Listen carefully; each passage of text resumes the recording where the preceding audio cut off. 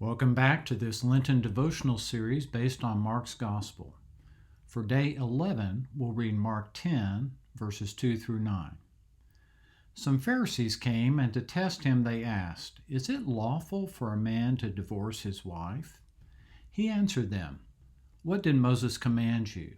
They said, "Moses allowed a man to write a certificate of dismissal and to divorce her." But Jesus said to them, "Because of your hardness of heart, he wrote this commandment for you. But from the beginning of creation, God made them male and female. For this reason, a man shall leave his father and mother and be joined to his wife, and the two shall become one flesh. So they are no longer two, but one flesh. Therefore, what God has joined together, let no one separate." This is the word of the Lord.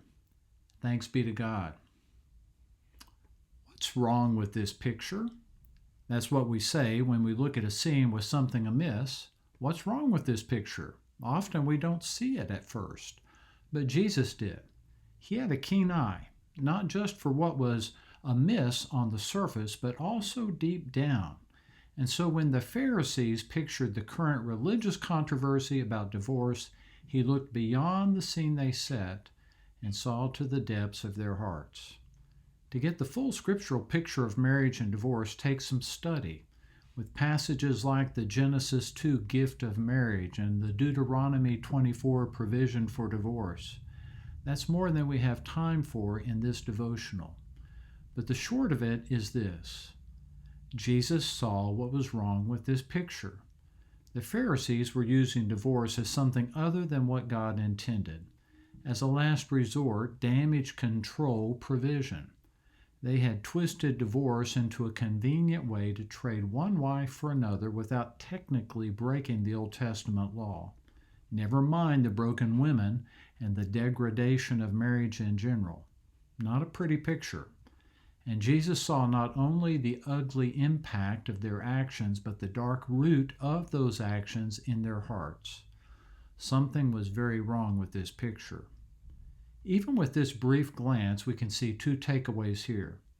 The first is that apart from Jesus, it is easy for even the most religious people to distort the scriptural picture, be it on marriage and divorce or something else.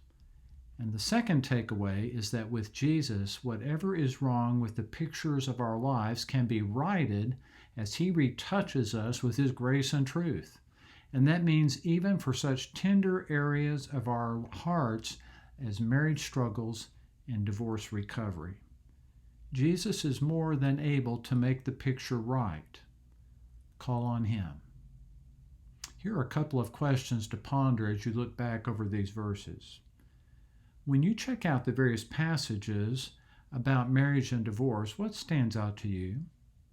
What difference can Jesus make for a marriage, for the divorced, and though not addressed in this passage, for the single? Lent is a good time to meditate some on how we might have misused God's law ourselves, either to excuse ourselves or to hammer others. What do you see? God bless you.